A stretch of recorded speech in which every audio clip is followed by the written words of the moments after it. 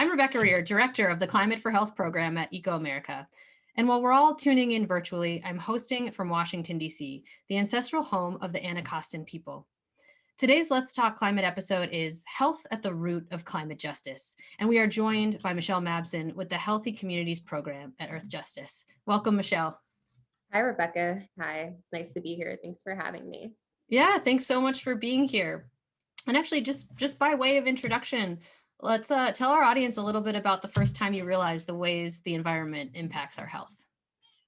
Yeah, that's a great question to get us started. So I've had the privilege, especially growing up, of having a very close family member, my aunt, who actually founded an environmental organization that's based in Harlem, New York. And so I've really been thinking about the way the environment can impact our health for quite some time, even though I don't know that I've always had the language to describe that instance and those instances. But I would also say probably by the time I got to college, so I graduated from Howard University in 2011, but started there in 2007. And my freshman year, I was able to go down to New Orleans. So this is about 3 years post Katrina. And it was an opportunity to work with local organizations and folks who were still reeling from the impacts of Hurricane Katrina. And I recall staying in the Art District, which is a really beautiful area in New Orleans. And our work, though, was occurring in the lower Ninth Ward. And I recall that we were helping a woman whose church had been completely destroyed by the waters, by mold and other whatever was really left behind. And years later, she had still not received adequate resources or help to rebuild. And so it just was a really very jarring just juxtaposition and seeing that parts of the city where you would never know a storm had happened. And then other parts of the city, it looked like the waters had receded maybe a week ago. You still could really understand that what had occurred there, even though it was years later. And so I would say that was maybe the most poignant part in sort of my own personal journey of observing firsthand the way our environment impacts our health and the way that, the ways that some of us are not able to have access to resources when the environment is devastating our communities and what it takes to actually regrow from there, which maybe is a whole nother conversation. But yeah, that's a great question. Yeah, and I think it really resonates with me because I grew up in Baltimore, and when I was in high school, it was lead in the pipes. That really was my first exposure, to understanding the ways and the environment impacts our health. And like you said, not just that, but they didn't really tell us why. They just said, don't drink the water. So in sort of unequal distribution of information, sort of trying to figure out why we couldn't drink the water. And that's, once you get introduced to some of those concepts, it really continues. You start to see a whole new world. And I will say another part of your story that resonated with me is that I didn't have the language for it then. But in later in school, in college, was when I learned about the neurotoxic properties of lead and why it was so dangerous, and then had better terminology for it. So definitely, it's a great story to illustrate the ways that environment impacts our health. And we actually both served fellowships in the Office of Children's Health Protection at the EPA.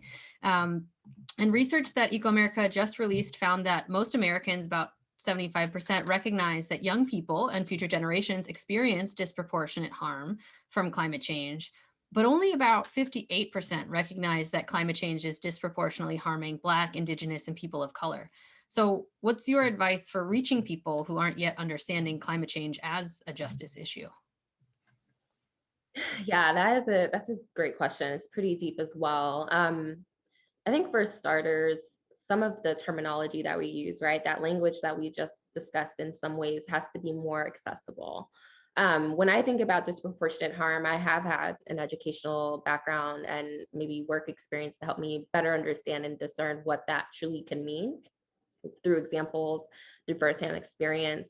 And so maybe wording, especially for those who are trying to grapple with and understand something that is a deeply sort of equity issue is something around that there are people and communities that will be unequally harmed because of the environment, or because of climate change.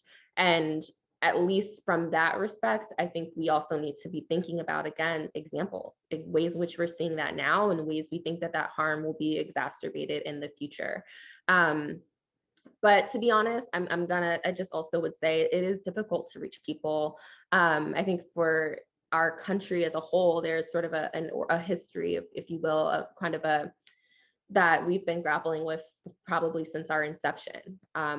I think that what I mean by that is there are ways in which the inequities in our country have been so deeply rooted that they're almost imperceptible to some who are living a very different life, who may not understand what's happening.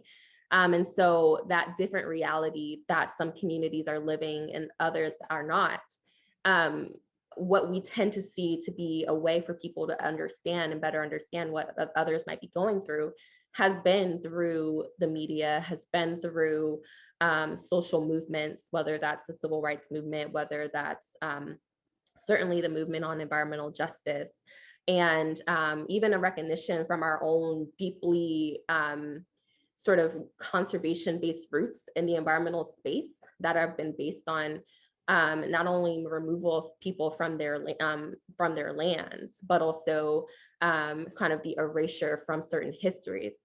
So it's a deep question to unpack what really might be at the root of people not understanding what a disproportionate impact means for all communities.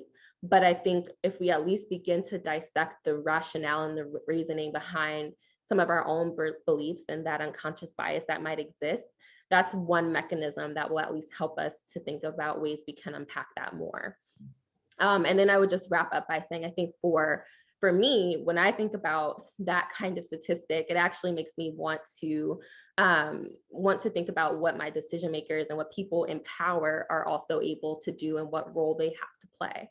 I think this past election cycle really showed us that who we elect to office and the ideologies that they have and that they can provide to those of us who are really just kind of in some ways observing, but also voting them into power.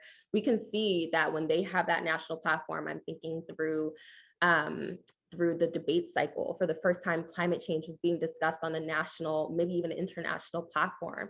And we saw when Biden was elected that climate change and environmental justice are part of the language that this particular administration is willing to use. That is really important when we think about how we're going to continue to reach more people. It's going to be that our decision makers, especially those who actually have the power to give resources, to provide opportunities for people across the country, that I think there would be a trickle down of information sharing, of knowledge building, because people who we've elected to office are able to have that language.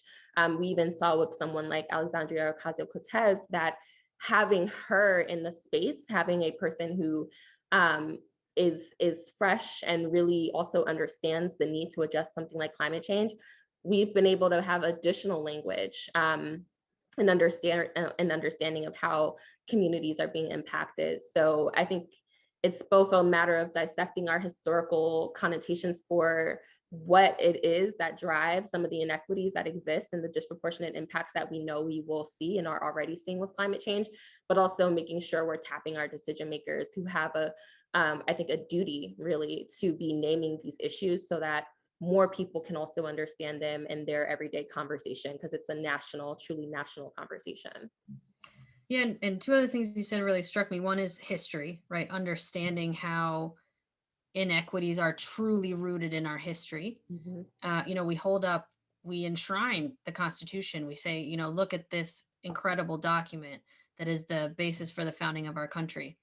But doesn't the Constitution also apply a value of 3/5 of a person to Mm-hmm. some people? To Black people in this country, it was they designated them worth 3/5 of a person, Mm-hmm. and that's it. That is in the founding document of our country, and that's something to really sit with, and to truly understand how inequities and racism are baked into our country. And and the other thing you said, so history, I think, is really important, and storytelling. You touched on that, and to give those examples from your own life that you've seen, that you've experienced, that can really shed light on these issues as well. Because we say this all the time in our climate communications: make it real, make it personal. And I think the same is true when it comes to explaining, bias and racism. That when we tell our own stories, it can open people's eyes to the way that this is happening, in real life, and how it's happening to you. Because while you can dispute perhaps on a policy, or you can dispute, even you might have an interesting debate about a paper, you can't really dispute this is what happened to me. So, I think those are just some things that really struck me in your comments. And you also mentioned terminology. And that it's great we're having a national narrative now and setting forth this path to work on these issues. But I do want to talk about terminology, because it's important to know what we're talking about, not just for ourselves and for the movements that we support, but I've also seen a lack of consistent terminology actually be used by opposition to some of these topics, to either, diminish or completely dismiss issues. If you can't define it, if you don't know what it is, or using multiple terms to mean the same thing, they don't even know what they're talking about, that, that we shouldn't pass this bill, or take this issue seriously. So can you just define for us, please, environmental justice and climate justice? Yeah, and I hear you on that that idea of terminology and that common understanding and way that we're defining information is so important, because the disinformation campaigns out there are vast. And so I think with that, for me, a definition that, and my cat is trying to say hello to folks. She's always gonna She appear on also has the the definition of climate justice that she would Yes, I like to think there are share. trigger words for her, where if I'm speaking on something, she literally is like in agreement. It's a thing. Um, but in any case, I think, both are complex definitions, right? They're not there may be not a single sentence that we can say to define either environmental justice or climate justice, but they are related. And to me, environmental justice, at least is a movement, and it acknowledges that, um, at least for low income and communities of color, BIPOC communities, there is disproportionate harm. So I'm using that word again, but there's harm that is not felt equally. And that harm is actually enacted because of environmental burdens. And in turn, I think that also means that communities aren't experiencing the same benefits from having a healthy and thriving environment. And so an example of that might be for communities living in Cancer Alley, who are dealing with toxic and deadly pollution. They're not only dealing with these health harms and social inequities, but they're also dealing with the fact that their land is now worth much less. Their real estate is worth much less. These are people who may have lived on their land since sharecropping. So they've owned their land for a century, let's say, but their land is now devalued because of the presence of a deadly refinery, or a chemical manufacturing facility that may be poisoning their community, poisoning their air and their water. So in turn, they're not able to enjoy the same economic benefits of home that you should when you have a home, when you own your own land, when you might live in a community that has parks and green space, and you can actually enjoy being outside. And I think when we think about climate justice, we at least need to begin to recognize that there are those in communities, those same communities, that are already experiencing environmental harms, and that harm is being exacerbated by climate change, that an equity gap is continuing to widen instead of getting smaller because of impending or current climate impacts. So when we think about natural disasters, or we think about whether it's a wildfire or even a hurricane, those are things that are devastating to people in the immediate effect. But climate change is also going to increase the price of our goods and services. It's going to become more expensive to be able to afford to travel, but also to be able to afford certain food items. And so these communities will, again, be additionally impacted, whether it be those living in public housing who may live in areas that are more prone to flooding.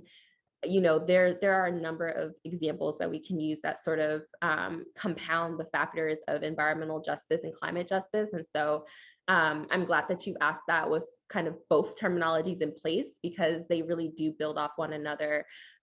We may not have had the language for climate justice back in the 80s and 90s when we were first thinking about environmental justice, but certainly this is a sort of evolution we're seeing as our country and our world is changing because of climate change, that those same communities that have yet to receive the equity and the resources that they need to thrive are also now having the additional burden of the climate crisis.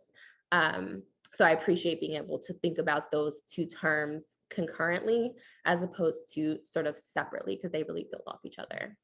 Yeah, I couldn't agree more. And we have a good question from Hannah from New York, who says, do you think that community health and wellness organizations are also climate justice organizations? Well, not always. Not always are these organizations considered climate justice organizations, but I think they should be. I think every organization that claims to work on health or wellness needs to be able to incorporate and at least understand the ways that climate is going to play a part in that, whether it's currently or in its future ability to do whatever work it's doing. So understanding that framework and figuring out how that might fit into your own organizational goals, strategic planning, whatever that might be, we need to be thinking about that.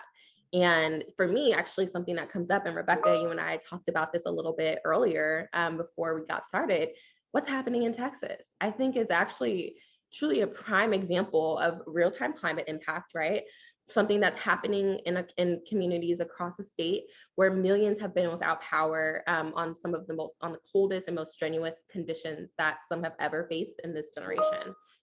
And in part, that's because Texas is it's on its own grid, its own regional grid system as opposed to a national system, and it doesn't want to pay taxes. It doesn't want to have to be burdened by regulations. But what we know is that people are dying. People who are in a very specific emergency scenario are being impacted now by a climate event that they may have never anticipated happening. And so when I think about people who might be working in the homeless or housing insecure community, or people who are working around making sure people have access to food, we have to begin to also think about, well, how is the climate going to impact our ability to do our jobs? So again, for the health and wellness community, we see real-time examples when we look at Texas. We see real-time examples when we look at what happened in California during wildfire season and during other hurricanes that have devastated communities in the Gulf over the last years, and even in New York with Hurricane Sandy. I think that if we haven't already been thinking about how health and wellness sort of spaces are thinking about climate, and I said earlier that they are not always climate focused, they have to be. That is, I think at this point in time, something that needs to be worked into everyone's strategic framework. How are they going to address this? How is it going to affect their constituents and the population that they serve? Because some of those underlying conditions would not be observed otherwise. You would not, if you're not already thinking about how climate might be coming into play. Yeah, I could not agree more. And what, a very poignant example, from Texas right now, and definitely thinking about the folks there, folks who are being impacted and folks who are trying to work on getting aid to people who need it. And we got another good question actually from Ernesto in the chat, who says that, the current administration who just came into office a couple months ago has a really different approach to climate policy than the last administration. And so how are we, I think, as both of our organizations, work on climate, we're not, we're 501c3 organizations. We don't endorse candidates or necessarily support specific policies, but we do work on this topic in the context of whatever federal administration is in place. And we've described it at ecoAmerica as switching from defense to offense. It feels a lot, it's a change in strategy now. We, had to make sure there were a whole bunch, there weren't rollbacks, that people weren't disproportionately impacted by these said rollbacks. That we were combating disinformation. There was a lot of stuff we were working on in the last 4 years. It's going to be different in the next 4 years. But Ernesto is saying, he's starting to feel a sense of complacency among folks to say, look, there's a new person in office, and he cares about climate, and he's putting somebody in, there's a new domestic climate position, and there's a great person in that position. So how can we, so we're good.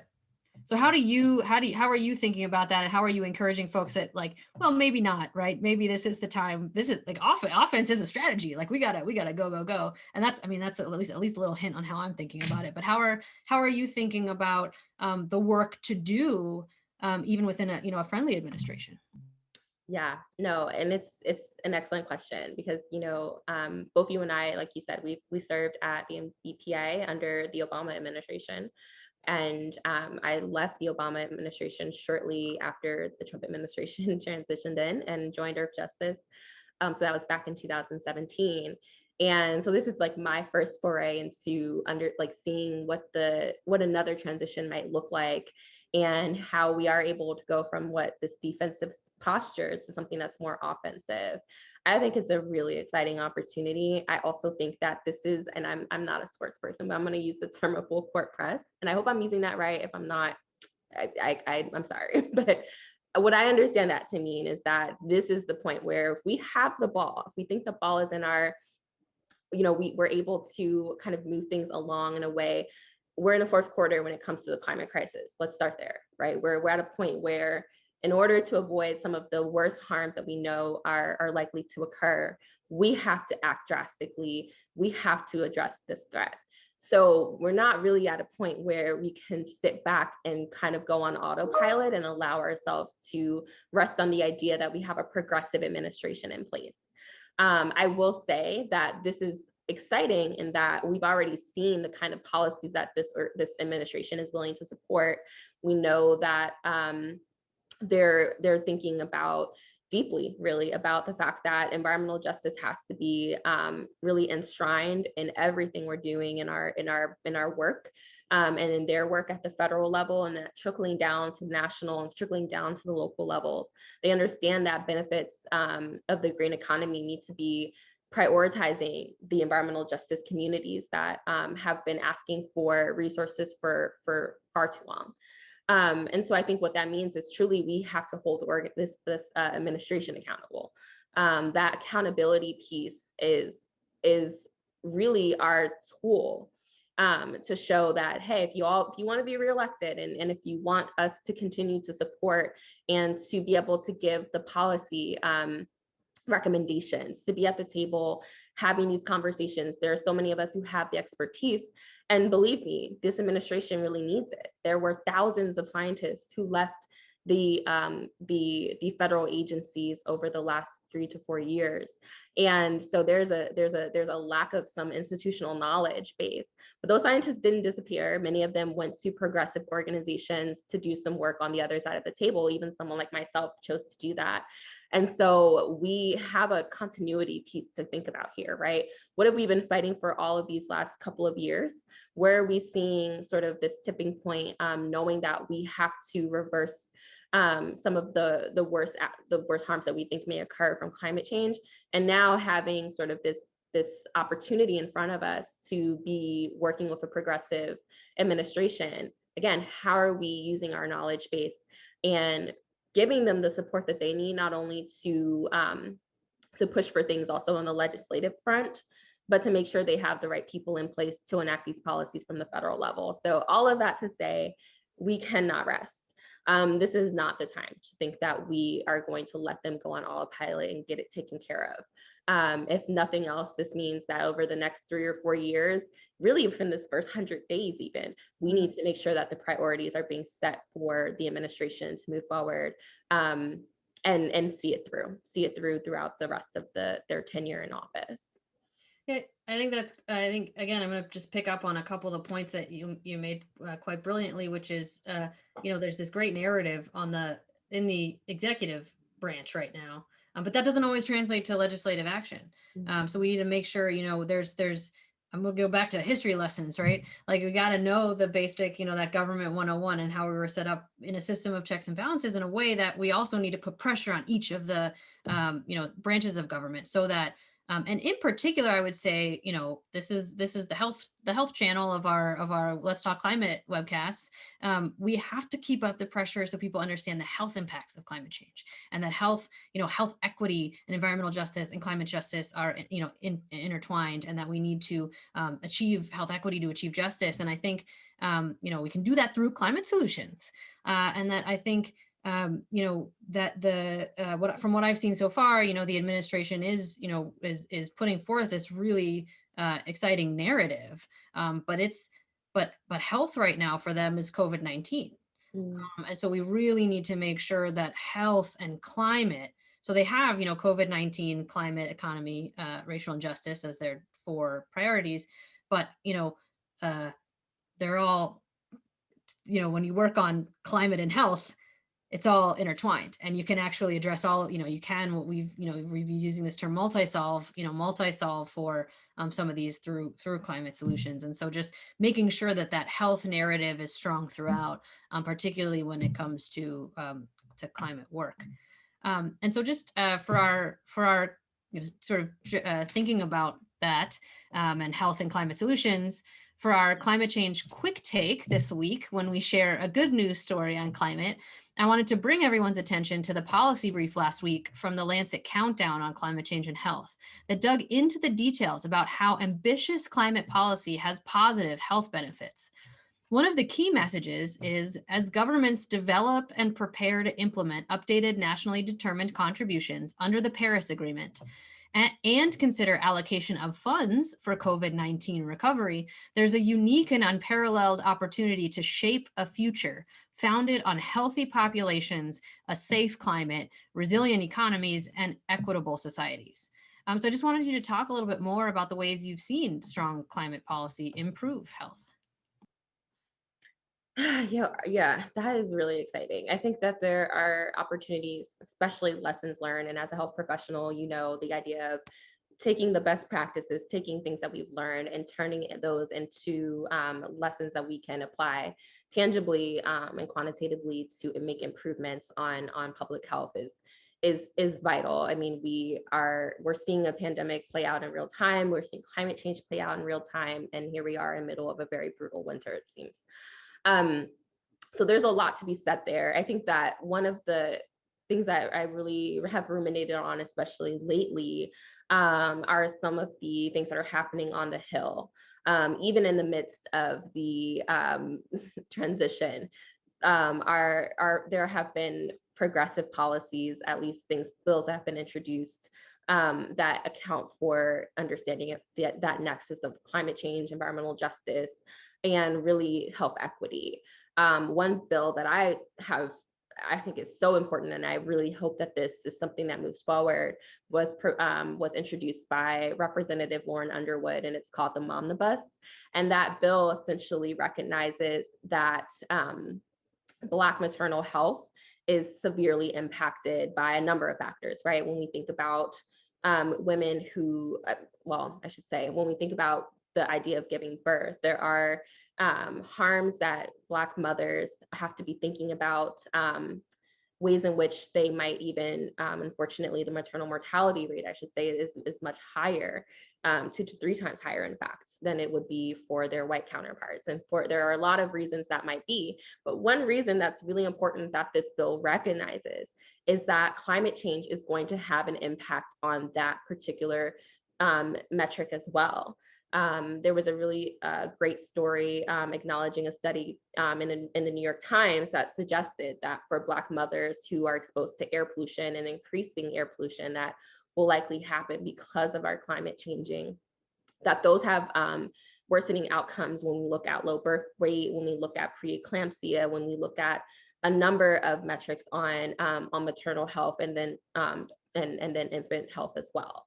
And so this particular legislation, like I said, at least acknowledges those climate risks and the ways that we have to be thinking more strategically about some of these social inequity factors that exist.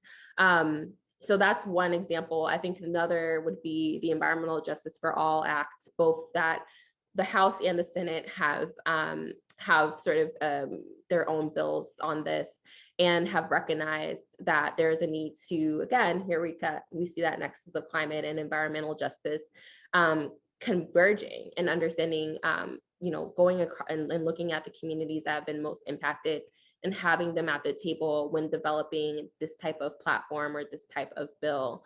Hopefully that is something, both the amount of resources that are meant to be increased in that type of legislation, monies specifically that can be utilized at the local level through the form of grants for communities. Those are the kind of, I think, progressive policies that we need to see. And let's not forget that we just came from an administration that wanted to disband and completely dismantle the Environmental Protection Agency. And so while they could not do that, while they could not completely get rid of the agency, what they did was cut the budget severely, right? And so when you cut a budget of an agency like the EPA, that also means that the trickle down effect is that local health departments, local departments of environmental quality are not getting the same amount of funding that they need to do whatever interventions they would have on the ground. And so I think one other piece that we'll also see is of that funding mechanism for the agencies that are meant to do their job, whether that's EPA or it's a local health department, that should increase and allow us to be able to, again, to fully to do what health professionals need to do, whether that's in nutrition, whether that is in our housing departments, whether that is in, trying to plan for flood risks. There are so many avenues and ways that resources and staff time needs to be accounted for to do those jobs. And this administration has the opportunity to sort of increase that amount back to where it needed to be, but even and go beyond that, the resources that we may have historically allocated to agencies. I'll lastly say, maybe Rebecca remember this as well. We worked in the Office of Children's Health Protection, and that was an office at EPA that worked out of the Office of the Administrator. So we had direct access to the administrator's office, and at that time was Gina McCarthy. And I recall speaking with a colleague who had been at the agency for like 28 years. Like, she's a career employee, seen a lot of transitions. But what she did also recognize is that the office had seen its budget cut in half by millions of dollars over the years. And so it didn't matter which administration was in place at that time. And so what that means is that this office, when we see increasing threats to children, and we see the fact that we need to be thinking about the chemicals that children are exposed to, whether that's lead in our water or toxic chemicals that are regulated under the Toxic Substances Control Act. Children are deeply rooted in that piece too, but unfortunately, this office has not been fully funded in the way that it needs to be to do its job when there are increasing threats. So I would hope that this administration would also take the position of, again, fully funding programs to do what they need to do. And that way things can also trickle down to states and locales to do their work as well. But we do see other policies that are pretty progressive. They just need to be put into place. Yeah, and I'm glad you mentioned local as well, because I think, a lot of this legislation is also moving at the state level. New Jersey just passed landmark environmental justice legislation. And so I think, especially to all the health professionals tuning in, it's really important to weigh in, not just on the federal level that we're talking mostly about today, but really on the state and local level as well. That your voice as a health professional to help others understand how these issues are intertwined and how this impacts people, in their day-to-day lives really is an important way to weigh in on these policies in your community. And so, encourage you to do that and find out where, so what initiatives sort of need your support locally as well as federally.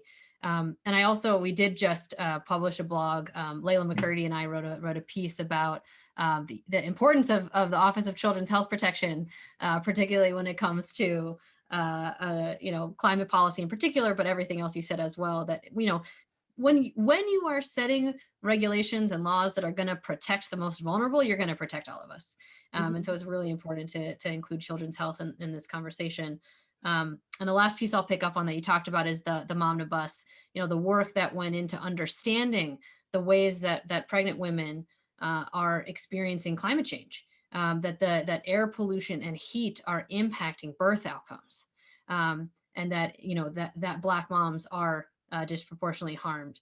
And that work, some of that work was led by our leadership, Climate for Health Leadership Circle Executive Committee member, Bruce Bakar, and he testified in that committee, the committee meeting, and Representative Underwood has done some really great work to help people understand these issues and how they're connected. And it's important when we see leaders, it's courageous leadership. It truly is, to talk about these issues on the national level. So thanks for raising all these issues up, and thanks to Jess and the ecoAmerica staff who are monitoring the chat and typing the links as we mention them, quickly finding them online. Actually, I was going to say, Rebecca, there's one other, it's an exciting development when we talk about the local level. You mentioned New Jersey, but New York is also, has just released what it's calling, I guess its own version of environmental justice for all, where it's looking at its environmental justice advisory board has been convened to analyze the ways in which environment and climate are going to impact different communities. So New York is a prime example where you have the richest zip code in the country versus a zip code that is one of the poorest, but also highly impacted by environmental burdens in the same locale, just miles away from one another. And so this particular piece of action is supposed to help identify where those environmental burdens exist and where there's a need for kind of green investments around thinking about potential climate issues. So I don't know if Jess is going to be able to find that, but I can certainly share. Excellent. She's answered. Thank you. But that is something, again, it's a real-time action that's happening. If people want to engage on that, there's a public comment period happening. So just wanted to name that. I think it was just released today. Absolutely. And the brilliant part is it's replicable. That's the whole, right? Is that these initiatives are replicable, and please use them as blueprints. Yeah. Everything we're talking about today, we're hoping that you take into your community and use it, as real-time action, because it's really important that, if it's happening in one place, but it's not happening in your community, take the blueprint. Use it, replicate it. And I think that's a really important point too. And that you are all, everyone listening is a leader, and you can bring these ideas to your community. We've had a couple of questions in the chat about air quality. So can you just talk about, the links between air quality, health, and climate change?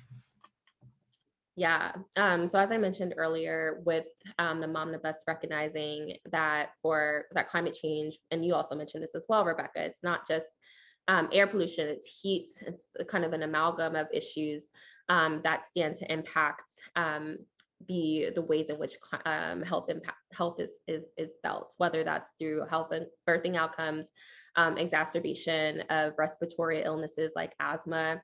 One really interesting piece, and I hope it's appropriate to bring up here, is when we're dealing with something like COVID-19, we're seeing another layer of air pollution play out that is impacting people who are exposed to the worst of the worst air pollution, and that because of the respiratory impacts that are both associated with COVID, but are also associated with air pollution, and the ways in which pollution, especially things like PM 2.5, which can be a mixture of a bunch of different toxic chemicals that are able to lodge themselves into our lungs and cause harm, is that people are also seeing suppressed immune system responses because of air pollution. And that is also increasing the severity of both the symptoms that people experience with COVID-19, as well as the mortality that we see with COVID-19. And I think about a community that we work with at Earthjustice called the Concerned Citizens of St. John, who are individuals living in the community of St. John the Baptist Parish down in Louisiana.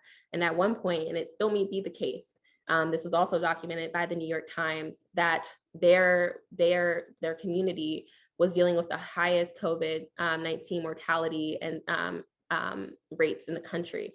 You thought it was New York City, you may have thought it was LA, but it was actually this small rural community in Louisiana. And part of that emerging science, what we understand is that air pollution is exacerbating the respiratory effects of even infections.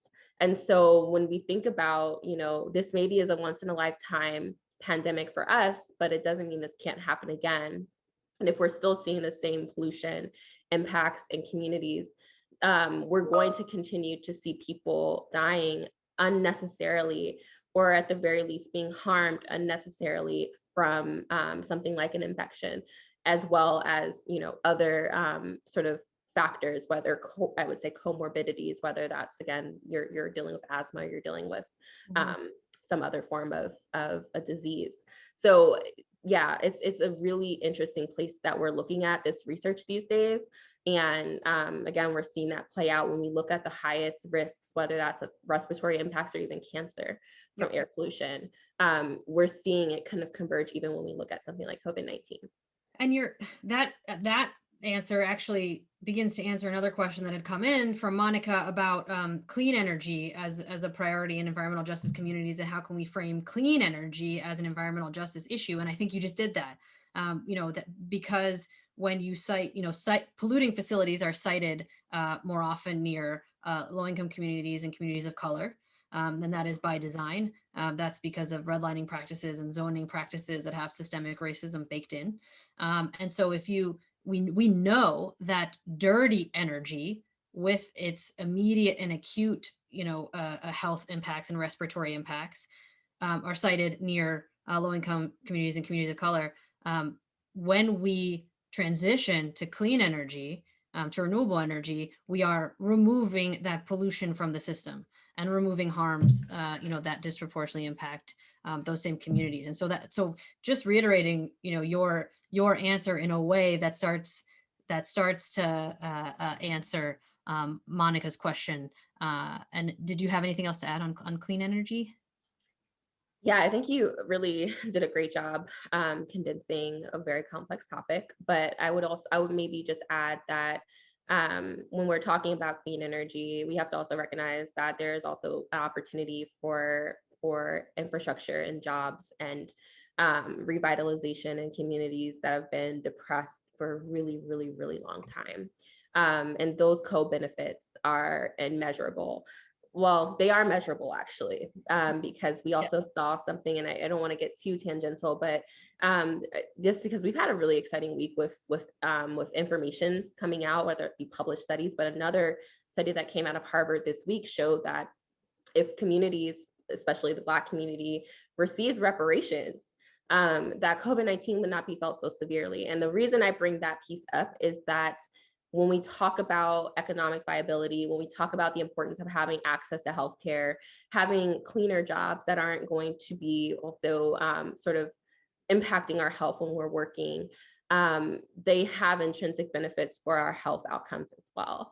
And so I think when we're talking about something like clean energy, we have to recognize that the frontline communities that are currently living near these fossil fuel facilities, as you said, tend to be people of color. They tend to be based on deeply systematic racist policies that have existed for far before we were born. But how we dismantle that, and how we go about prioritizing reshaping those particular energy production is by looking at other unique opportunities with clean energy. And I think how we justify that is we look at the health outcomes that will be improved because of making those types of decisions, and that ultimately will impact our economy as well. And so for all of our economic buffs out there, you probably know far better than I do the ways in which those benefits can be felt in our economy as well. And you mentioned, I just want to go back to history for just a minute, and say that, last year, a lot of people came to these topics of climate justice and environmental justice for the first time. People were realizing not just that they were issues, but they're really systemic issues. But these concepts are rooted in the civil rights movement of the 60s. And this year, we're actually celebrating the 30th anniversary of the 1991 People of Color Environmental Summit, where the 17 principles of environmental justice were put forth. So how are you translating the lessons from the history of environmental justice to the movement today? Yeah, I mean, that those principles, I would probably say, and this is actually true. I probably think about them on a weekly basis. Like they're deeply rooted, I would say, timeless principles. So if you haven't had a chance to look at the 17 principles of environmental justice, please do, because the lessons that are included, the language that's used, it's timeless, and it's something you can see and how that might play out in your own life. And so I think that when we look at something like the civil rights movement, which was ultimately driven by environmental injustices, right? Dr. King marched in Memphis and to help support sanitation workers, people who were dealing with some of the worst working conditions, and was considered an environmental justice issue. He I would say is an environmental justice maverick as well. And these principles are as important as ever because unfortunately we have not arrived in the ways that we need to protect people from these harms. And I think that for me today, one piece that's actually really salient with those principles is this need for intergenerational kind of connection and bridging the gap with young people. And I think we've seen, especially with the climate movement, young people who are using terms like intersectional environmentalism, and we have leaders across the world who are youth leaders at the end of the day, who understand and recognize that they're inheriting an issue that they didn't contribute to, but that they're going to feel the brunt of it in their lifetime. And so I think part of what these principles recognize is our obligation to what is Mother Earth, but also our obligation to our children and to making sure that they have a viable future, a viable opportunity to thrive in the ways that we hope to be able to. So I think it's really amazing and interesting also to see the ways that these principles have transformed over the last decades, but that there's still core tenets, I would say, of a lot of the work that we do, and we're seeing, I think, also in real time with the youth leaders in the environmental space, the ways that they're trying to bridge the gap between some of these environmental justice issues, these climate justice issues, and naming them, calling them out. And that really, really encourages me in my work. Both, I am a millennial, so I'm maybe not that old, but I also recognize that it's nice to know that that Generation Z and others are able to continue to hold this work as important as we see it today. Yeah, no, totally agreed. And what a beautiful reflection, I think, as we hope to celebrate this anniversary throughout the year. And we millennials get a bad rep. So I'm glad that you and I are trying to change that reputation. So I am, getting the wrap it up sign from folks from our staff working this webcast. So I like to end with some lightning round questions. And actually, we have a bonus one because we had a great one come in from the audience. So two lightning round questions. So keep the answers brief. From Anna, there's so much doom and gloom around climate and health. What gives you hope? That's awesome, Anna. I think, again, what I mentioned with our youth leaders, that gives me a lot of hope. I think the fact that we saw climate being the hallmark, I would say, of policy discussions over the last election cycle and going into the first 100 days of this administration gives me a lot of hope. We're rejoining the Paris Accord. We're making sure that there's a domestic climate czar, which hadn't existed before. And I don't know about you, Rebecca, but when I look at the leaders who are either going to get confirmed or who are already in place, looking at Dr. Cecilia Martinez, who's heading the Council for Environmental Quality, I breathe a little easier, knowing that these advocates who have been in this space for decades really are at the seat of the table making some of the higher level decisions, but also that organizations that have been working on this for a long time, community-based organizations, are also sitting at that table right along with them. So that's my short answer. If I were really reflecting on it, that gives me a lot of hope and encouragement. No, that's great. And then the second lightning round question, how can we each embody climate justice? In other words, what does climate justice look like in the day-to-day? Yeah, day to day. First and foremost, it's an acknowledgement that this climate crisis is happening. It's on our shoulders, and that may seem very daunting, and it is daunting in many respects. But I think we have to realize that as a collective, there is a lot that we can do, and maybe even as individuals, there's things we can do as well.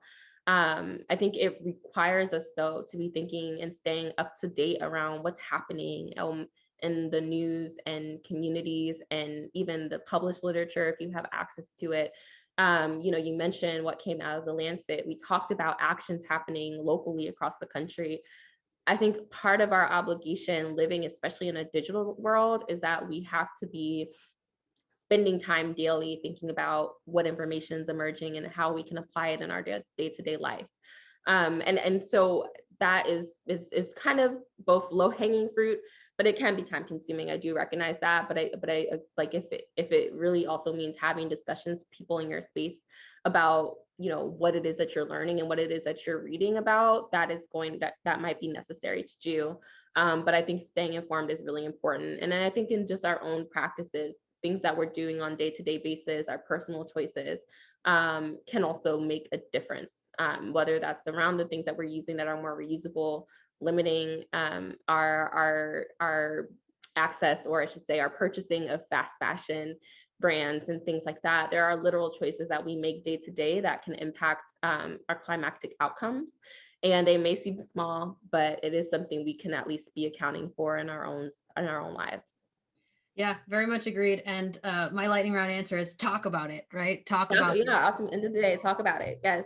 Yeah. You know, and the answer for me that gives me hope is all of you who are listening, you know, either on the YouTube channel or live. Just all of you give me hope. You know, the more and more people who are joining this movement and being a part, you know, of this. I think, you know, Michelle put it really well that it's, you know, I sort of like had an image in my head of someone like, you know, Atlas, like weightlifting the world, sort of when you talk about the burden, right? But turns out it's not so heavy when you have so many people lifting with you. Right. And just, you know, really, really, um, you all with through this discussion and through these comments in the chat, just really great encouragement for this work. And Michelle, I could talk to you about this for quite some more time. You've been just a real joy to talk to today. It's an honor to know you and to watch your great work with Earthjustice. And thank you so much for the work that you're doing, the time you shared with us today. It was a real great conversation, and let's keep it going. Yes, let's do that. Thanks so much. It's been a pleasure having this discussion and hearing your insights as well. So we're at the end of our time here today, but I know you have inspired our listeners to act on climate to improve our health and our family's health. Couldn't thank you more for being here. And for all our listeners, please click on the link to the survey when this webcast ends to provide your feedback. And if you're watching on YouTube, check out the description below to let us know what you think. Engage with us online with the hashtag Let's Talk Climate, and be sure to subscribe and follow us for the latest thought leadership resources and episodes on climate action and advocacy. Join us next week on Thursday, February 25th for the Let's Talk Climate episode, My Neighbor is Hurting, How to Serve Those Experiencing Climate Stress and Grief with our Blessed Tomorrow director and faith leaders. Our next Climate for Health episode will be co-hosted with the American Public Health Association and will air live on March 18th at 2 p.m. Eastern. Climate of Health and Hope, New Opportunities for Public Health Professionals. We hope to see you then. From all of us at ecoAmerica and Climate for Health, thank you.